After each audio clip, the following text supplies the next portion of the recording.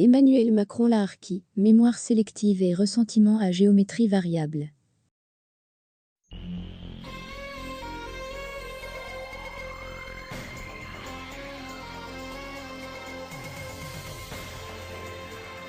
Néanmoins, comme dans une relation filiale, on n'exècre pas son père, la France.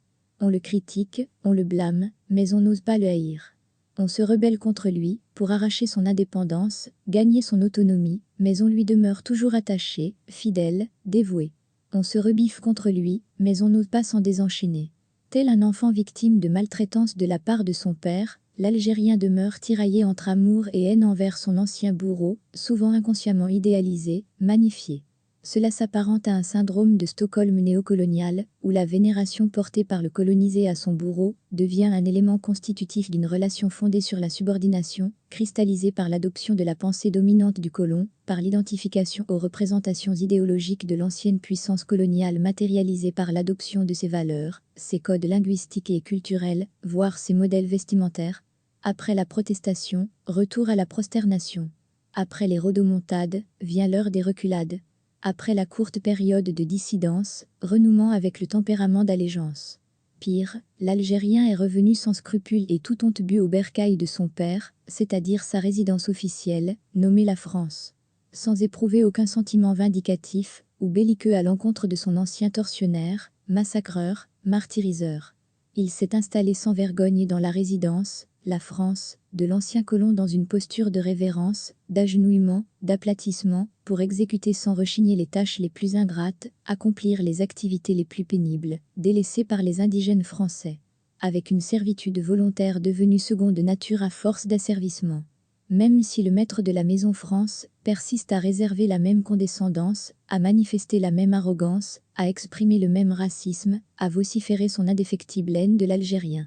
Depuis l'indépendance, l'Algérien, à l'endroit des harkis, se dépense en gesticulation, à l'égard des maîtres de la France, il se dépasse en génuflexion.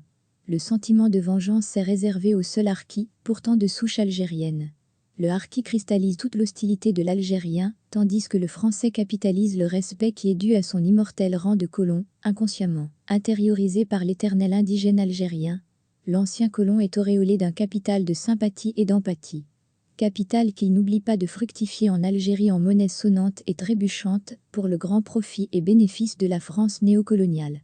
Et si l'immigré algérien établi en France transfère bien sa haine sur le harki, il oublie allègrement de transférer ses économies dans son pays d'origine, qu'il préfère dépenser sur place pour le grand bénéfice de la France. Il est vrai qu'il ne fait qu'emboîter le pas des classes opulentes et dirigeantes algériennes, qui investissent leur argent en France, leur vrai pays. Pays où ils disposent de plusieurs résidences principales, car leurs résidences algériennes sont secondaires, dans cette Algérie où ils se sont toujours sentis en transit, le temps de piller ses richesses, avant de rejoindre leur patrie, la France.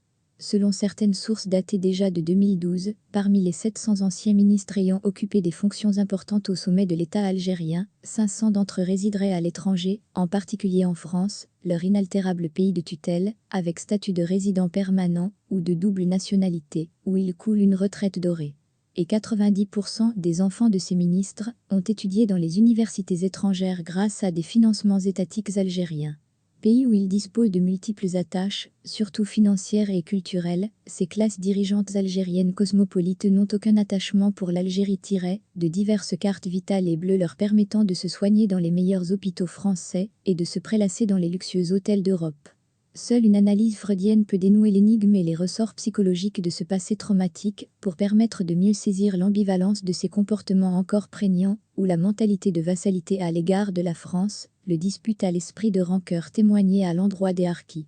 Seule une exploration des profondeurs de la psychologie algérienne peut décortiquer les soubassements de cette posture empreinte de dévotion à l'égard de l'ancien colon et emplie d'abomination envers. Or, comme l'a explicitement formulé l'historien Mohamed Arbi, l'idée selon laquelle les harkis auraient été des traîtres ou des collabos devrait être dépassée, car les affrontements de la guerre d'Algérie et ceux qui ont opposé la résistance française aux collaborateurs ne peuvent pas être assimilés. En revanche, la certitude selon laquelle la France coloniale s'est livrée à de sanglants massacres de masse en Algérie ne devrait jamais être occultée. La conviction selon laquelle la France coloniale a, après l'indépendance, perpétué son système néocolonial, favorisé par les vassaux, ne devrait jamais faire oublier qu'il doit cesser. Tout comme il faut se libérer de la mentalité du colonisé, de la mentalité de pauvre.